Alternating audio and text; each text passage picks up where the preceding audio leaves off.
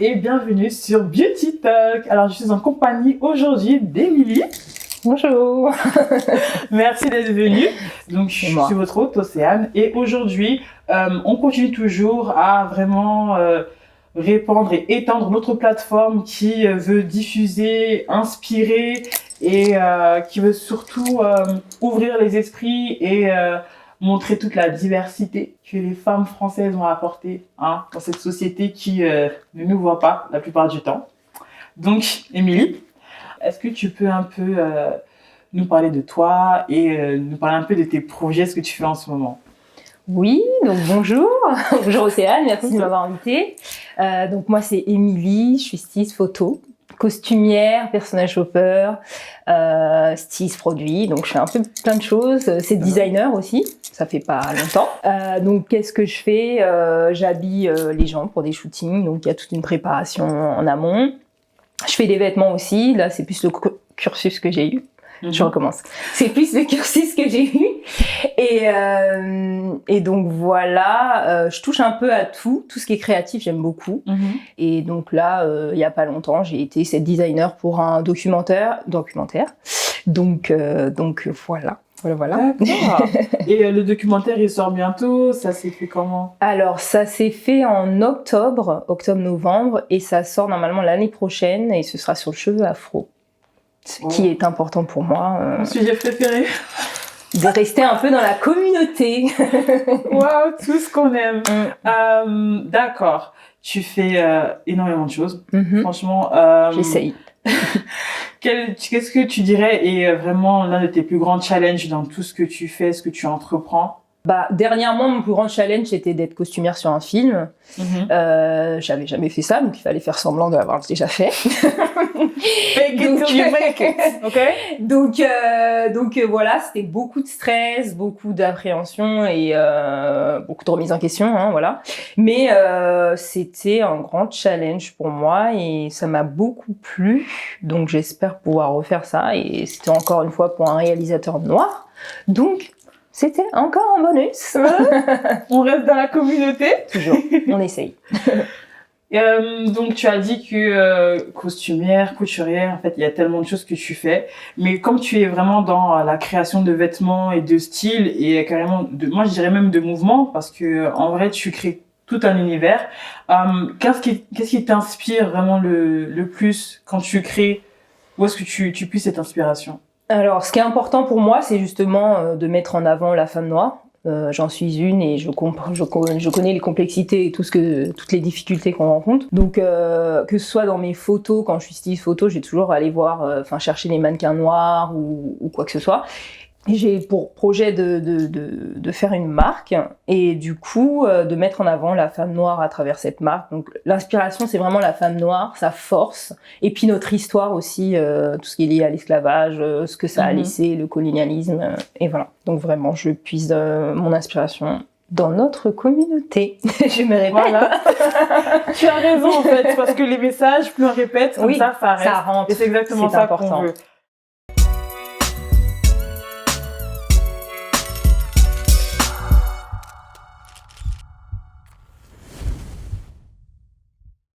Donc tu veux toujours mettre cette Afrique, cette couleur noire en avant. Qu'est-ce que tu te cherches de revendiquer toi en tant que femme noire qui est dans ce milieu assez diversifié, mais pas tant que ça, parce que on parle de la mode, on parle de plus size mode, on parle d'inclusivité, ce genre de choses. Est-ce que toi tu vois ce changement et qu'est-ce que tu penses qu'on pourrait mieux faire par rapport à ça? Alors c'est une très bonne question, parce que on montre ça, mais dans la mode, faut se dire que en fait, bon oui, tu peux être assistante styliste, mais quand tu vas plus loin, styliste, il y en a pas beaucoup qui sont comme moi. C'est toujours les mêmes qui sont placés, et puis c'est toujours les mêmes qui reviennent. Il y a beaucoup de choses encore à changer, parce que je pense que vraiment nous, les Noirs, on est des tendances. Donc en gros, on va nous montrer parce que voilà, ça fait cool. Le quota, mais quand il faut faire le travail, on va peut-être prendre voilà. Donc moi, ce que je voudrais, c'est vraiment changer, montrer que on est que ce soit hommes ou femmes, les Noirs savent travailler très très bien, et c'est nous qui sommes vos sources d'inspiration. Donc mettez-nous au cœur du projet. pas seulement devant la caméra, mais aussi derrière. On a beaucoup de choses à apporter. On a beaucoup de créativité, on peut le voir justement. On s'inspire beaucoup de l'art africain, antillais et autres. Donc, mettez-nous au cœur du projet. Donc, c'est ce que je voudrais, et c'est pour ça que je me bats un peu tous les jours. Mais c'est pas évident parce que, par exemple, j'ai fait S-Mode et déjà, on voit déjà un décalage. Tu fais S-Mode, t'as réussi à rentrer à S-Mode, mais si t'as pas l'argent derrière, waouh, c'est difficile, hein. C'est difficile. Donc déjà, on se dit que la mode, c'est fait pour un type de personnes, peut-être des gens qui ont plus les moyens. Et déjà, le combat, il se fait déjà ici, alors que toi, tu es censé apprendre, mais aussi tu dois chercher de l'argent. Enfin, voilà. Bref, c'est un combat. Et du coup, ce que j'essaie de revendiquer, c'est qu'on peut faire du travail de qualité. Et donc, laissez-nous notre chance un peu. Voilà. Bien sûr. Donc, S-Mode, école de mode, pour ceux qui ne connaissent pas. Ouais. Est-ce que ça a été compliqué pour toi quand tu es sortie par exemple d'école? C'était peut-être le challenge de faire des contacts ou être prise au sérieux? Parce que malgré que tu sois diplômée, même ça, si t'as pas d'expérience, t'as pas de contacts, ça ne décolle pas. Ouais, bah c'était beaucoup de difficultés, surtout que moi j'étais dans une spécialité, donc j'avais fait styliste produit lingerie, donc direct c'est dans une case. Après, que ce soit n'importe quel styliste produit, elle rentre en CDI puis elle reste jusqu'à la fin. Là. Elle bouge pas. Donc il y a pas de place. Ouais, non. Il n'y a pas d'annonce, tu connais personne, et le monde de la mode, c'est aussi le monde de la nuit, et moi, je suis pas dans le délire de la nuit, donc avec ce qu'il en découle, et donc du coup, c'était un peu difficile de se faire des contacts, et je suis pas quelqu'un qui va insister, voire mendier, ce n'est pas moi, donc voilà, c'était un peu difficile, mais au fur et à mesure, tu t'en sors. On est toujours dans le combat, hein. Mais au fur et à mesure, tu te fais quand même des contacts. On voit que ton travail il est intéressant, que c'est bien de travailler avec toi, et du coup, on te fait un peu plus confiance. Donc ça, c'est Est-ce que tu dirais que le secret, c'est vraiment, en fait, c'est s'affirmer, et ou alors c'est plutôt aller dans le sens du vent et suivre un peu le même pas que tes compères? Alors là, jamais suivre les autres. En tout cas, moi, c'est moi. Je suis Sagittaire. Je ne suis jamais personne. Mais non, je dirais oui, il faut s'affirmer, toujours en gardant une certaine dignité et respecter les autres, parce que quand même, c'est important. Mais le plus important, vraiment, c'est la persévérance. Si tu abandonnes, ben rien va se passer, en fait. Oui. Donc, faut persévérer. C'est compliqué. C'est vraiment compliqué, mais il faut persévérer. Donc, persévérer et croire en ses rêves, on y va. De toute façon, on n'a qu'une seule vie, il faut y aller, quoi. Exactement. Donc, voilà. J'aime bien. Et toi, alors, en grandissant, est-ce que tu as été impactée par ce manque de représentation, justement, pour ta confiance en toi, pour comment tu vois ta beauté, comment tu te trouves, quoi? Oui, mais moi je pense que c'est, par exemple, le documentaire pour lequel j'ai travaillé, c'est beaucoup capillairement parlant. C'est nos cheveux, c'est direct à 8 ans, tu défrises tes cheveux, tu vas avoir les cheveux lisses. Après, peut-être... j'ai pas subi beaucoup de discrimination, je dois dire, malgré que je venais d'une ville à majoritairement blanche.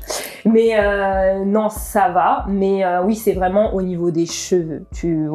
T'as pas confiance en toi. Après, bon, je sais pas. Hein, moi, je n'avais pas conscience de ça. C'est plus tard, mais on va dire la gradation de couleur de noir, du fait que moi, je sois plus claire. Peut-être que ça passait mieux, mais voilà, voilà.